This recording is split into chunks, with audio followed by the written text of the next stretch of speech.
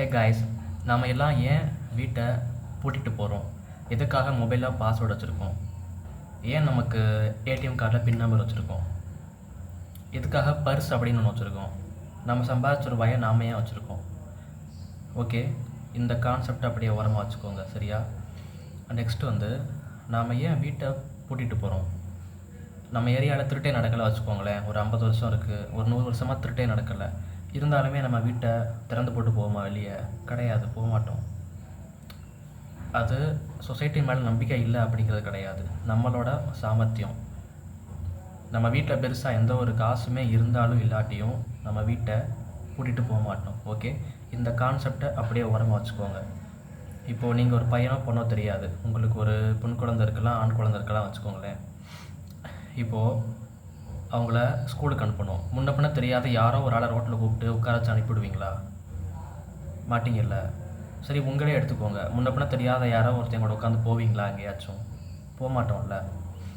அப்படி இருக்கிறப்போ கவனமாக கேளுங்க, இந்த கொஸ்டினுக்கு நீங்கள் ஆன்சர் பண்ணுங்கள். அப்படி இருக்கிறப்போ உங்களோட லைஃபே எதுக்காக சம்மந்தமில்லாத ஏதோ ஒரு டிகிரி படிச்சுட்டு ஏதோ ஒரு ஸ்கூலில் உங்கள் ரூபாயை கட்டிக்கிட்டு ஏதோ ஒரு முன்ன பின்ன தெரியாத கார்ப்பரேட் கம்பெனியாக இருக்கட்டும், கவர்மெண்ட்டாக இருக்கட்டும், அதை நம்பி ஏன் உங்கள் லைஃப்பையே அடகு வைக்கிறீங்க? வை? இதை பேசுறது கொஞ்சம் வேடிக்கையாக இருக்கலாம், ஆனால் யோசிச்சு பாருங்களேன். நம்மளோட லைஃப் ஒன்லி ஒன்ஸ் தான். அது நமக்கு தெரியாது, மறுஜன்மா இருக்கா இல்லையான்னு தெரியாது. ஆனால் ஒன்லி ஒன்ஸ் இருக்கிற லைஃப்பை ஏன் ஒரு ரன்னிங் ரேஸ் மாதிரி பிறந்தோன்னே இதுக்கு போ முன்ன பின்ன தெரியாதவனோட ஸ்கூல், முன்ன பின்ன தெரியாத ஒரு கவர்மெண்ட், நம்பிக்கை இல்லாத ஒரு கவர்மெண்ட்டாக இருக்கலாம். ஸோ எதுவுமே நம்ம மனசாட்சிக்கு தெரியும். ஓகே, எதுவுமே வெளியே ப்ராப்பராக இல்லை. எல்லாமே பேப்பரில் வேணால் எல்லாமே கரெக்டாக இருக்குது. ஆனால் ஸ்கூலாக இருக்கட்டும், எந்த ஒரு கவர்மெண்ட் செக்ஷனாக இருக்கட்டும், எதுவுமே ப்ராப்பராக நடக்கிறதில்ல.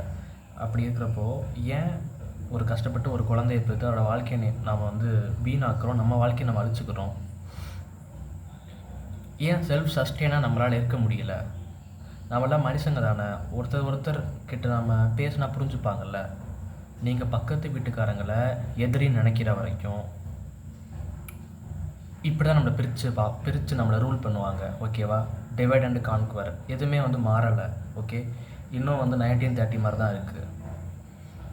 நம்ம கையில் மொபைல் வந்தனாலேயோ லேப்டாப் வந்தனாலேயோ எல்லாமே அட்வான்ஸ் ஆகிடுச்சு, எல்லாம் போயிடுச்சுன்னு நினைக்காதீங்க. இது எல்லாமே ஒரு டூலிங். ஓகே, இந்த 20 இயர்ஸில் டெக்னாலஜி மட்டும்தான் அட்வான்ஸ் ஆகிருக்கு. அதுவும் ஸ்மார்ட் ஃபோன்ஸ் மட்டும் தான் ரொம்ப ரேப்பிடாக அட்வான்ஸ் ஆகிருக்கு. இது மூலிமா என்ன பண்ண முடியும்? கம்யூனிகேஷன் ஸ்ட்ராங்காக பில்ட் பண்ண முடியுமா? கிடையாது. இதை வச்சு நம்மளை கண்ட்ரோல் பண்ணுறாங்க. ஓகே, எப்படின்னா இந்த ஸ்மார்ட் ஃபோன்ஸ் மூலியமாக தான் நம்மளுக்கு ஆர்டர்ஸ் வரும். இது மூலியமாக தான் நம்ம டக்குன்னு டிசைட் பண்ணுறோம். ஸோ யோசிச்சு பாருங்களேன், ஜியோன்னு ஒரு விஷயம் ஃப்ரீயாக இன்டர்நெட் கொடுக்காட்டி, சீப்பாக இன்டர்நெட் கொடுக்காட்டி, விலை ப்ரைஸ் அதிகமாக இருந்தால் யாராச்சும் ஒரு ஆள் ஆன்லைன் கிளாஸ்க்கு அலோவ் பண்ணுவாங்களா கோவிட் டயத்தில்?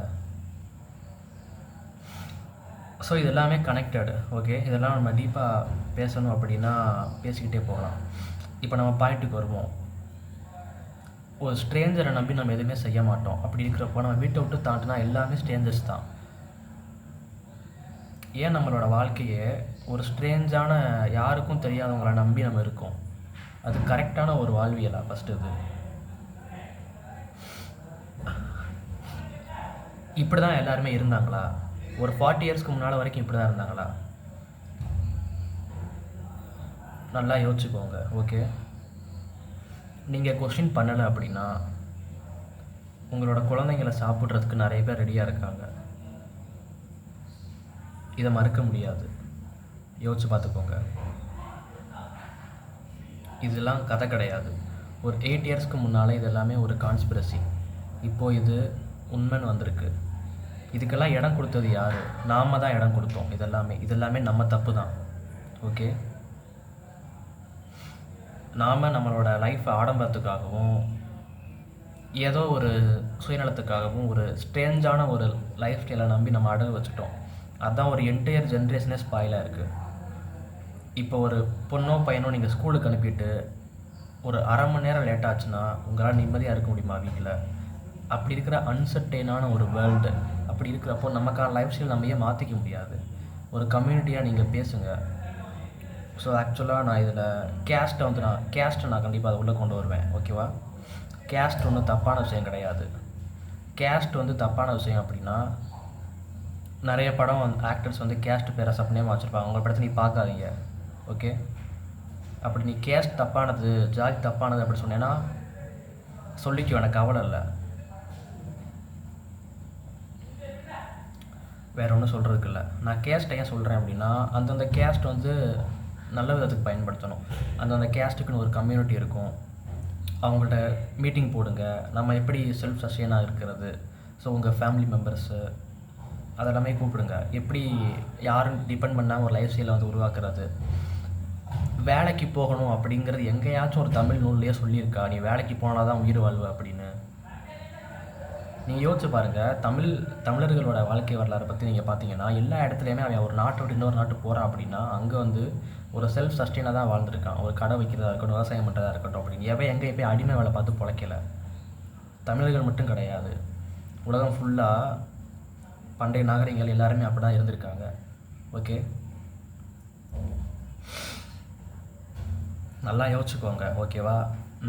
ஆக்சுவலாக நான் யூடியூப் வந்து ரொம்ப புதுசு. என் மனசில் சொல்லணும் அப்படிங்கிறத பட்டத்தை நான் சொல்கிறேன்.